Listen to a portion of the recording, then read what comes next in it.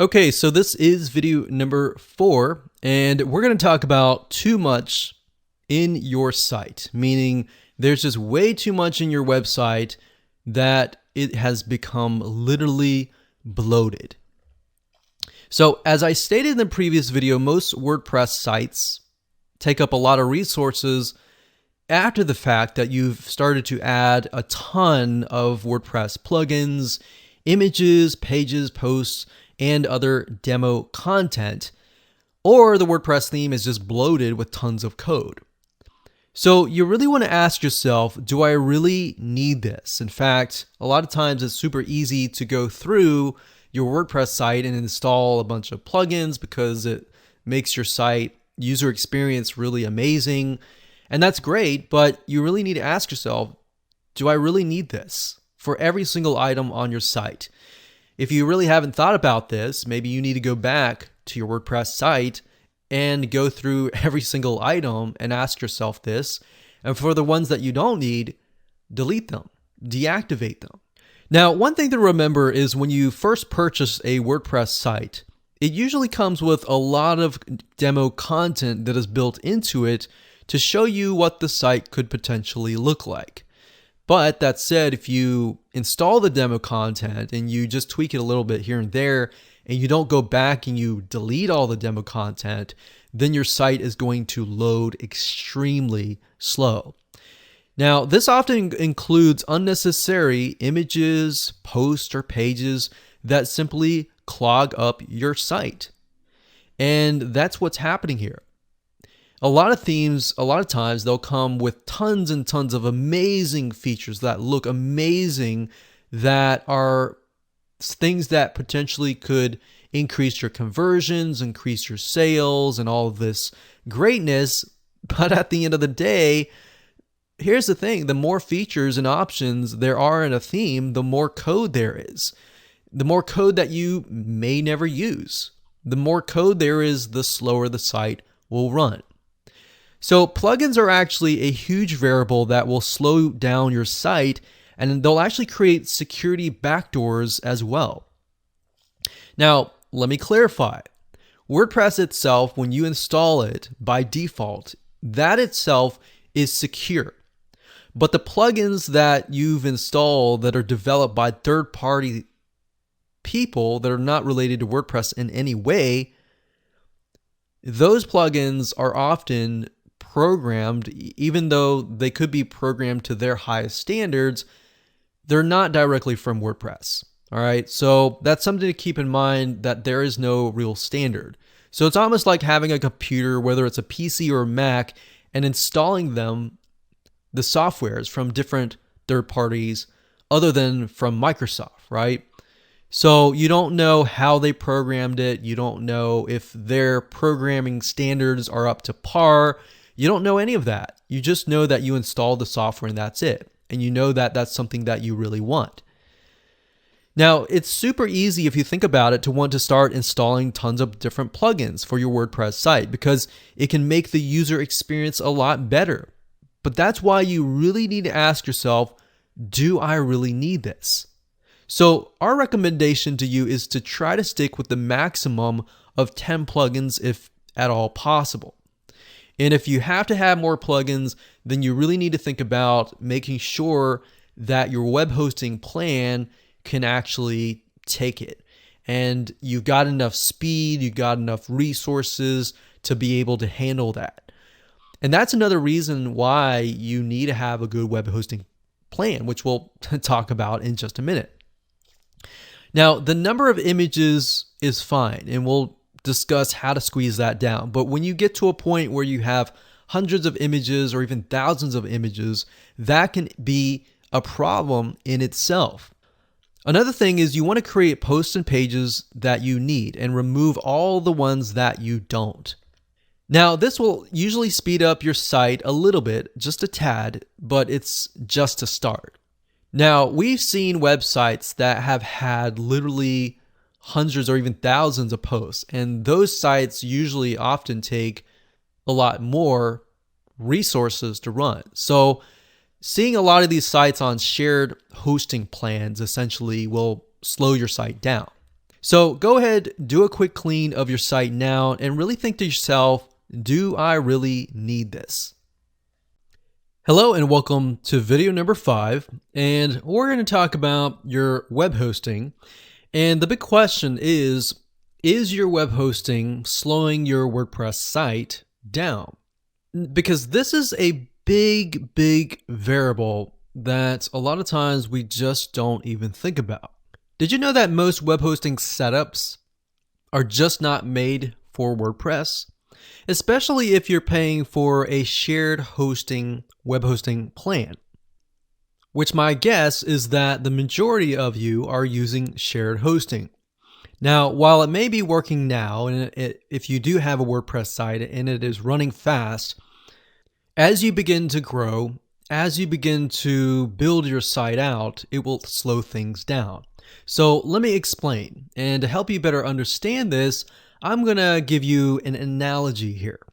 And imagine if you lived in a house, but instead of having 1 or 2 roommates, you now had 100 or 200 roommates. The more roommates you have, the more chaotic it becomes. And if you think about just adding 5 or 10 or 100, it becomes chaotic because now you have other people who may have other different intentions and will affect you in some way. Now, think about it deeper. You barely have any room, obviously. You don't have room in the fridge to store your food. If you have a few roommates that are causing problems, what happens? Well, if you think about it, it often spreads to everybody else, right? If somebody decides, hey, let's go have a party, everybody's going to have a party. Everybody's going to jump in. Now, as silly as this sounds, this is what shared hosting is like. Now, on the flip side, you might have heard of a dedicated server. A dedicated server, they tend to cost a lot more money, about $150 to $200 per month, but it's kind of like owning your house. And instead of having 100 roommates or even 2, you own that house, it's on your own rules, and whatever happens in that house happens in that house. But it's usually well worth it, that amount of money, because you don't have to worry about others trying to mess up your life. Now, most of you will not be able to afford $150 to $200 a month, especially if you're starting out as a small business. So the next best thing is what we call a VPS, or virtual private server in short. Now, let me give you an analogy. This is like living in an apartment, right? With your own room. So you got a big apartment or a big server, and the apartment is split up into individual rooms. So you have your own room within the whole apartment housing. That's what a VPS, or virtual private server, is. Now, whatever happens in your own room affects your room. If you drop a plate, if you drop some milk, if something bad happens in your room, you get a flood, then it floods. Now, you might be thinking, well, if I flood, won't it affect the other rooms? Yeah, it might be, but in a real virtual private server, it's basically like having a house where whatever somebody affects you in the other apartment, like maybe below you or above you, they're not going to affect you, right? So if they crash their server, they crash their website, that will not affect you. And that's the beauty of a VPS, or a virtual private server. So in other words, what others do in that room doesn't affect you. Now, that said, not all VPSs are created equal either. In fact, there are a lot of web hosting companies out there that fully understand and specialize in WordPress. So the way they set it up, the way they set up the memory, the hard drives, the way they set up the software, it's optimized for WordPress. It's kind of like going to a cardiologist for your heart problems versus a general practitioner. So the general practitioner, They may understand a little bit about your heart and how to help you, but the cardiologist is really going to know how to help you. So you're going to a specialized web host essentially to get hosted because they understand your needs specifically. They understand WordPress and how it operates. So that's why I say a lot of VPSs out there are not made for WordPress. And therefore, even if you get a VPS in general, you might find that your site does not run fast. But if you find a WordPress specialized web hosting company, you'll find that your WordPress site will actually run fast because they understand what affects what. They've actually essentially taken all these variables and made it easier for you to make sure that your site is running fast. So let's discuss a few places that would be great for running your WordPress site. So what you're looking for is managed WordPress hosting. The first one that we recommend is called WPEngine.com, and they specialize in WordPress. Now, one thing I will say is whenever you look at the pricing will cost a little bit more than a usual web host sometimes, but that's because they specialize inside WordPress. So when you get an account with them, they will set it up so that it is WordPress friendly. And like I said, most virtual private servers or dedicated servers are not really made for WordPress. So WPEngine.com is a good one. The next one is called WPXHosting.com. And one thing to note is I would definitely not recommend places like HostGator.com. There are other places out there that say they're WordPress hosting, but these two definitely we've heard really, really good things about from numerous people. And we've actually taken a lot of sites off of HostGator for our clients and moved it elsewhere. Even though a lot of these web hosting companies will say that they are WordPress friendly, a lot of times that's kind of like a general practitioner and you're having a heart problem and you're just going to them. And they're saying, well, we could offer you some advice for your heart. But in reality, like I said, you want to go to a specialist. And these web hosting companies specialize in WordPress. So definitely can recommend these two for your WordPress site. Okay, so welcome to video number 6, and we're going to talk about image optimization. So we touched base briefly on this earlier in the previous videos, but like I said, most WordPress sites have slow loading images. Not just WordPress sites, but websites in general. Especially depending on where your visitor is located and of course how fast their internet connection is. Now, you have to assume that your visitors don't have a fast internet speed because you want it to be as fast as possible. So in this day and age, if you really think about it, you need to have images on your site because it creates more human engagement. So you can't say, I'm not going to have any images either and just go with text because otherwise that would just be boring, right? So one thing to keep in mind is firstly, you want to make sure that you have the right file format. So for example, JPEGs and PNG files are what you want to use when it comes to putting them on your blogs, on your WordPress site, and all that. JPEGs and PNGs are file formats or images, essentially, that are squeezed down and they are compressed, but they are for web use. Now, GIFs, on the other hand, are basically animated images, but they are also compressed as well. And like I said, these files are very, very web friendly.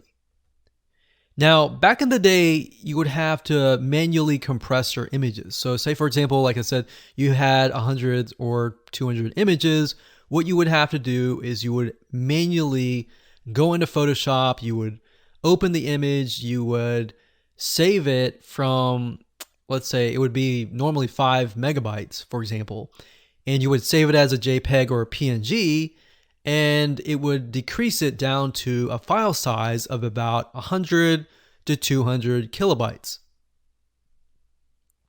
So we have about 1,000 kilobytes within 1 megabyte. So you would be able to compress it a good amount, but yet if you add it up, and let's say you have 100 kilobytes per image, and then you have 10 images, that's already 1 megabyte.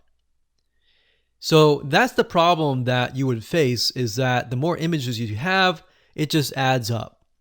So that was back in the day. Now you can, and the good news is that there are a number of tools and WordPress plugins that will actually help you achieve this without you having to buy Photoshop and how to learn it and all of that. So let's go ahead and discuss them right now, and I'm going to show it to you so that you're aware of what's out there. So what you're looking for is a WordPress plugin that you can simply install into your WordPress site that will automate the process of optimizing and compressing your images. At the end of the day, you're going to be busy, so you're not going to have time to sit there and optimize. You need something that will kind of do it automatically every time you upload an image. So we've tested several of them, and out of the ones that we've tested, we've come down to 2. The one that we really like is called Smush Image Compression and Optimization. So if you go to wordpress.org/plugins/wp-smushit, so that's SMUSHIT, so smush it. So when you go here, there are some free levels. There are some obviously paid levels as well. But this is the one that we tested that out, and it actually worked. We have tested other ones out and they've actually messed up our site, but this one definitely we can recommend. So come here. You can also go into your WordPress dashboard and do a search for WP Smush It, or just Smush Image. And of course, look for the author. The author is going to be WPMU space dev. So this one's good. Another one is called EW Image Optimizer. It's EWWW Image Optimizer, and that's another good one as well.